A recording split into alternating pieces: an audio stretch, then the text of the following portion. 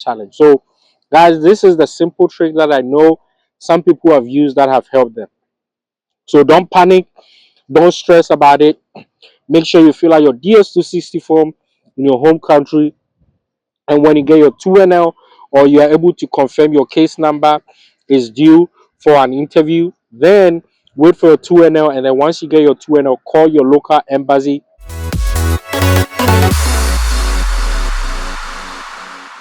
Hello guys, welcome back to our channel. This is Jenny with the Yantres, and on this channel we make daily or weekly videos on DV lottery as well as US immigration and Canada immigration jobs. Guys, you have heard about case numbers as far as the DV lottery is concerned. You might be wondering what is a high case number, what is a low case number, and how does that even impact you winning the DV lottery. So allow me to explain to you what a case number is and how you can use the case number to your advantage. Stay tuned. Hi guys, so if this is your first time watching us on this channel, I will please encourage you to consider subscribing as we grow our community. And for all those that have subscribed, thank you and thank you and a big thank you. So what is a DV lottery case number? So for everybody that gets selected or that wins the DV lottery, you are assigned an alpha numeric ranking or a numeric ranking in the system, right? So your case number will usually be the DV lottery year, so that's the 2025, followed by the region.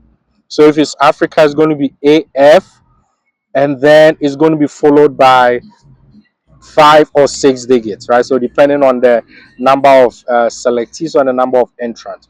So an example, as you can see on the screen, so you can have like 2023 AF, then followed by the 5 or 6 digits. So that is pretty much your case number.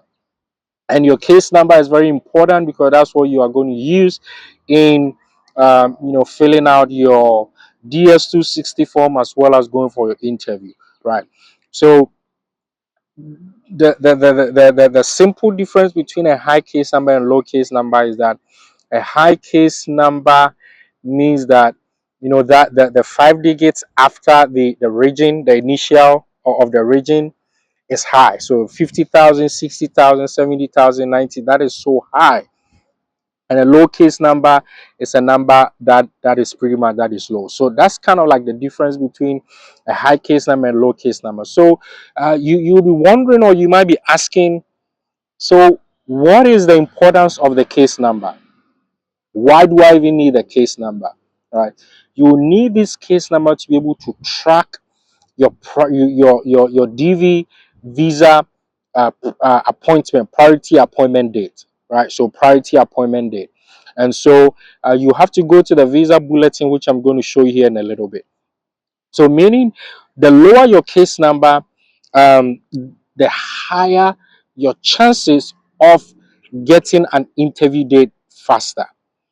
The lower your case number, the higher your chances of getting an interview date faster. And the higher your case number, the less likely that you might not get an interview date. So what it is that they have to consider all those that have low case numbers. They need to go for their interview, and when they reach the 55,000 or 52,000 or whatever cap it is that they are looking for the diversity visas, then they are going to end it. No more interviews. So the DV lottery results is going to come on May 4th, so you can check your results on or after May 4th, and then the visas would only start be issuing from October 1st. So most likely the first appointment date will come on October 1st. So now, the Visa Bulletin, we are in May, so June, July, ending of July, all this Visa Bulletin for the DV lottery, it is for the DV 2024. So in July or after July, that is when the DV 2025 entrants will start having access to an interview date or priority date, right? So stick with me. let's go to the visa bulletin. I'm going to show you how you can figure out when am I due for appointment or not. And there's also another key factor to be considered. Even though your visa may be available or your number may be available for an interview, there's also another factor. So I'm going to share that with you after we review the visa bulletin. Stay tuned. All right, guys. So once you're in Google, just type in visa bulletin. Very simple. And you have to look for the travel.state.gov website, right? US Department of State. So you click on the visa bulletin, and they have the April and the May. So the May is the upcoming one, right? So just click on May 2024. And what you I want you to do is to scroll all the way down. They have um, visa interview date for so many other stuff that I don't want to. So just scroll down, and what you are looking for is you are looking for the diversity visa, right? So diversity immigrant category for the month of May. So now you're going to look at the region. So Africa region, 52,000, right? So you what you're going to look at is look at your case number. So if it's 2024 AF followed by the 5 or 6 digits. So in 2020 the DV 2025, these numbers are going to reset. So if your interview date, I mean, if your case number is lower than what is stated here, which is the 52,000, then it means that you have the opportunity to go for an interview. So in Africa, it's around 52,000, except Algeria, which is 51,000, Egypt 32,000, Morocco 35,000. Asia 8,000, except Iran, which is 7,001, and Nepal 7,001. So you can see Europe, North America, Oceania, South America, and the Caribbean. So right, so you look at your case number and look at the number here. So if your number is lower than the number as it states here, then it means that you um, can go for your interview, but you don't have to go for the interview unless and until you get your 2NL. There's your second notification letter. So the KCC, which is the Kentucky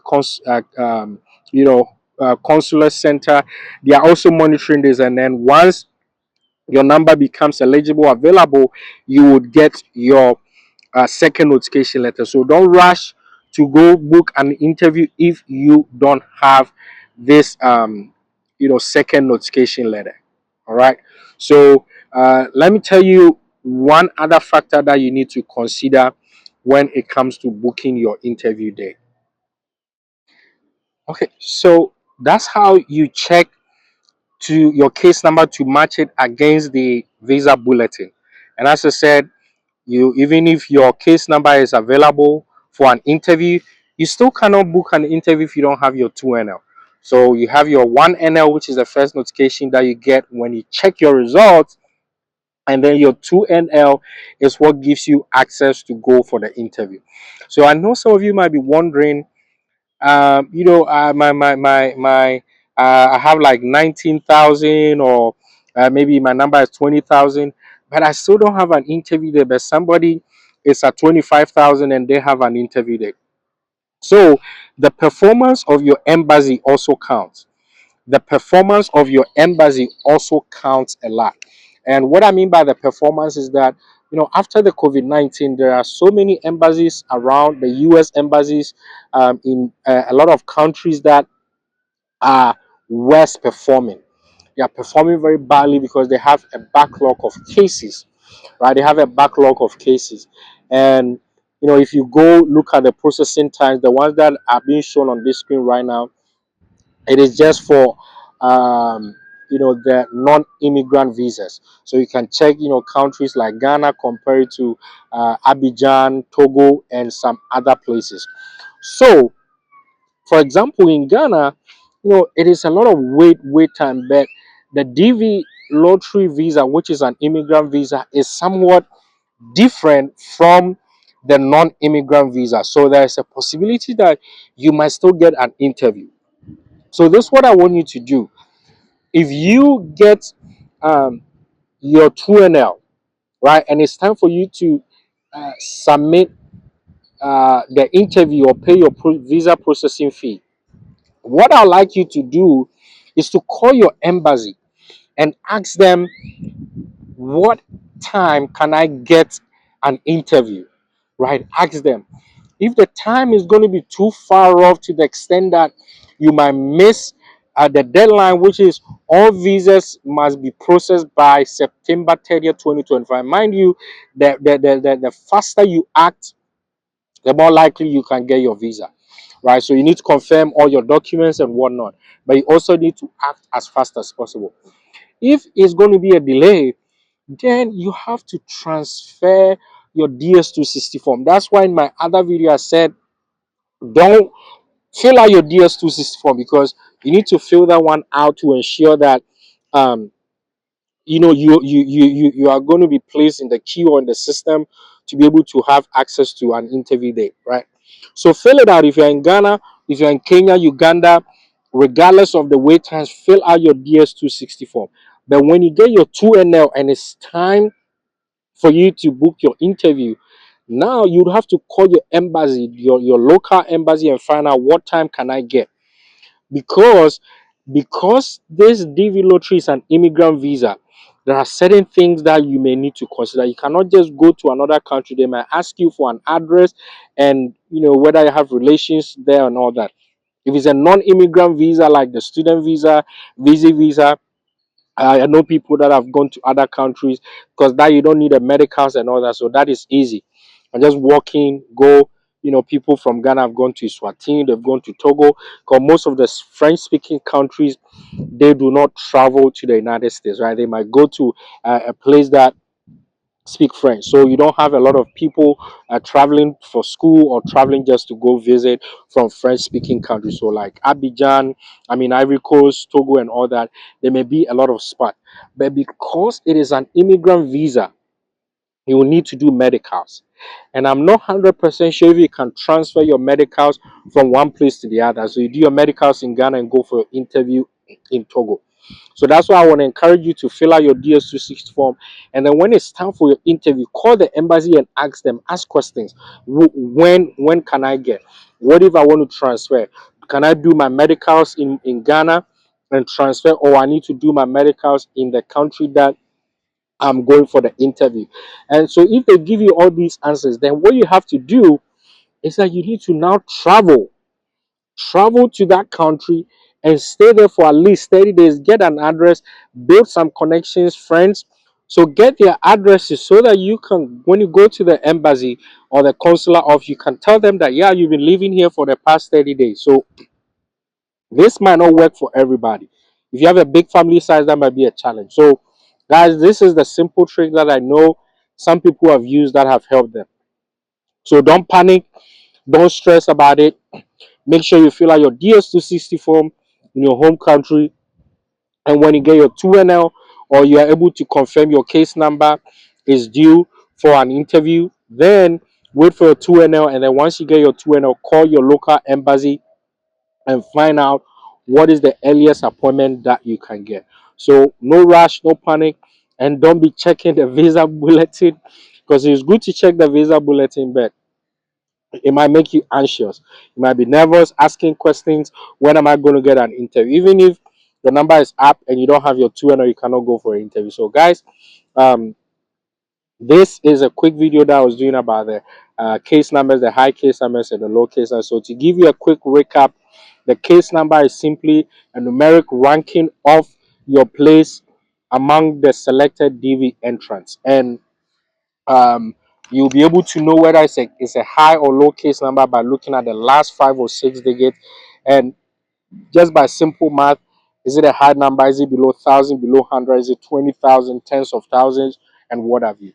The lower your case number, the higher your chances of getting an interview, and the higher your case number, the less likely you may get an interview there. So it is not just about the case numbers, but also about your the performance of the embassy in your home country. So if your home country, the US embassy in your home country, they have a lot of backlog, then most likely um, it's going to be a challenge, right? I know, as I said, Ghana, There are some countries too that are experiencing these same challenges. So fill out your DS260 form as quickly as possible in your home country. Don't rush it.